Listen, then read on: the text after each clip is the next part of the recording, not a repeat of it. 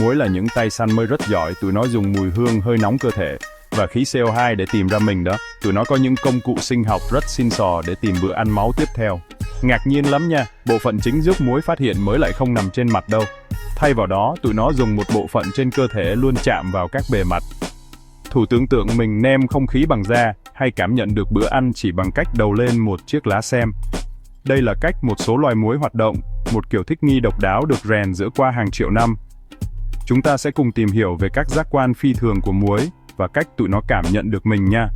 Chuẩn bị bất ngờ với những con côn trùng tuy nhỏ bé mà lợi hại này nghẹn.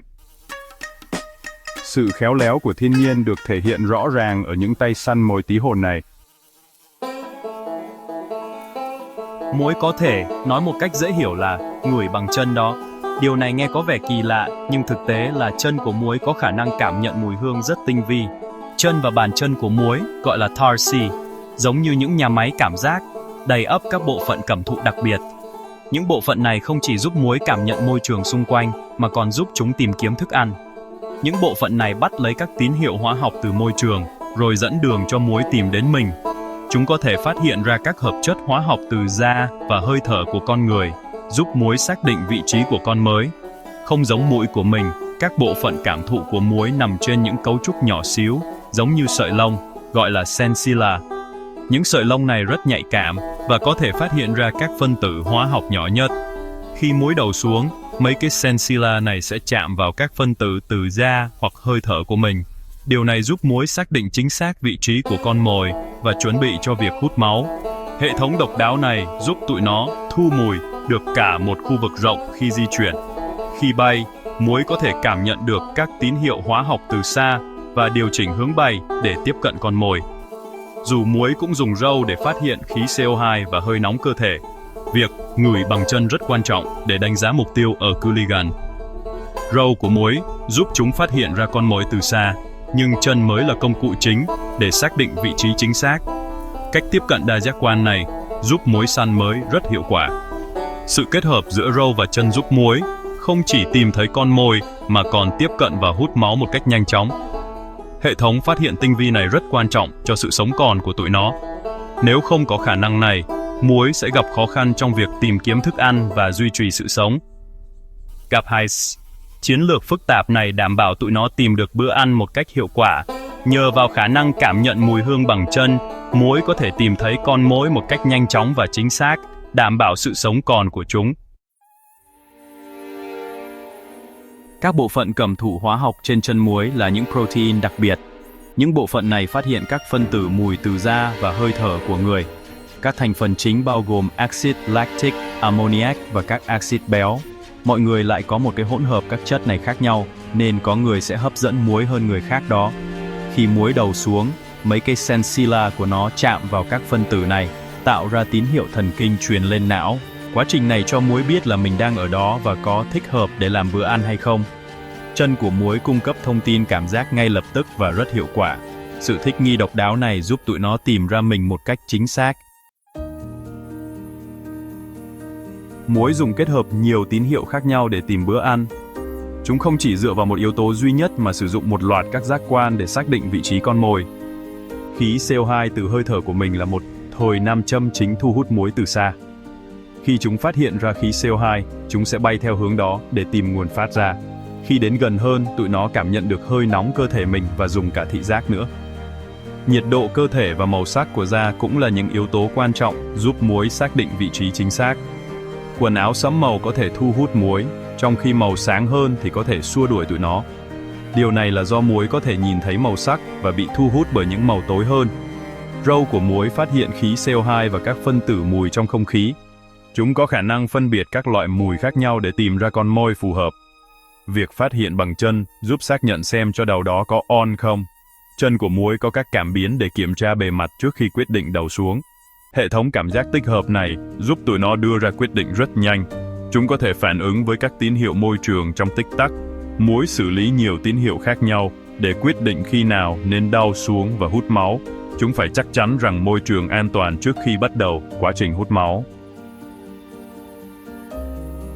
Hệ thống nhằm mục tiêu tinh vi này được gói gọn trong cơ thể bé nhỏ của tụi nó. Mỗi bộ phận của cơ thể muối đều có một chức năng cụ thể giúp chúng săn mồi hiệu quả. Sự thiết kế của thiên nhiên đảm bảo muối tìm được bữa ăn một cách hiệu quả. Từ việc phát hiện khí CO2 đến cảm nhận nhiệt độ và mùi hương, tất cả đều được tối ưu hóa. Muối là những tay săn mới đáng nể với một hệ thống phát hiện được điều chỉnh rất tinh vi. Chúng là minh chứng cho sự phức tạp và hiệu quả của tự nhiên.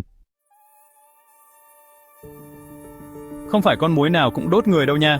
Thực tế, có hơn 3.500 loài muối trên thế giới, nhưng chỉ một số ít trong số đó thực sự cần người. Chỉ có muối cái của một số loài mới cần máu để chúng phát triển thôi. Chúng sử dụng máu để cung cấp protein cần thiết cho sự phát triển của chúng. Muối đực thì hút mắt hoa và nhựa cây. Chúng không bao giờ cần người và thường sống ngắn hơn muối cái. Muối bay rất lạnh lẽ, có thể di chuyển với tốc độ lên đến 1/5 dặm mỗi giờ, thực hiện những động tác phức tạp để né mấy cú đập của mình đó. Điều này làm cho việc bắt chúng trở nên khó khăn hơn. Cánh cửa tụi nó đập hàng trăm lần mỗi giây, tạo ra một âm thanh vỗ về đặc trưng, tạo ra tiếng vỗ về đặc trưng mà mình hay nghe. Âm thanh này không chỉ gây phiền phức mà còn giúp muối giao tiếp với nhau. Muối bắt đầu cuộc đời ở dưới nước, nơi chúng để trứng và phát triển thành ấu trùng. Ấu trùng của nó được gọi là lăng quăng. Lăng quăng sống trong nước và ăn các chất hữu cơ. Lăng quăng là thức ăn cho nhiều loài động vật, bao gồm cá và chim, và còn giúp làm sạch nước bằng cách ăn các chất hữu cơ nữa. Điều này giúp duy trì sự cân bằng trong hệ sinh thái nước. Dù hay gây phiền phức, muối cũng có vai trò trong hệ sinh thái. Chúng là nguồn thức ăn quan trọng cho nhiều loài động vật. Tụi nó là một phần của chuỗi thức ăn tự nhiên, giúp duy trì sự cân bằng sinh thái.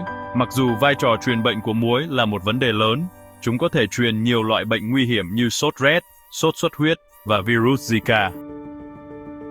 Hiểu về vòng đời và tập tính của muối giúp mình kiểm soát ảnh hưởng của tụi nó tốt hơn.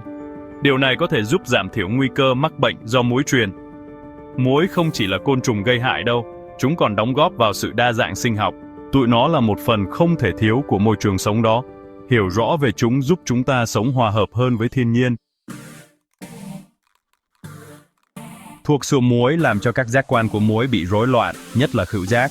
Các chất như DHEAT sẽ chặn các bộ phận cảm thụ mùi trên râu và chân của muối. Điều này làm cho muối khó phát hiện ra các tín hiệu hóa học từ người mình hơn. Các nhà khoa học đang tìm những cách mới để tác động vào các bộ phận cảm thụ hóa học ở chân muối. Những loại thuốc xua muối cải tiến có thể làm cho các bề mặt trở nên khó ưa đối với muối. Các biện pháp ngăn chặn vật lý như dùng mùng và mặc quần áo dài tay cũng rất hiệu quả. Tránh ra ngoài vào những giờ cao điểm muối hoạt động có thể giảm bị muối đốt. Nghiên cứu đang hướng tới việc phát triển các phương pháp kiểm soát muối tốt hơn và bền vững hơn. Gấp 2C.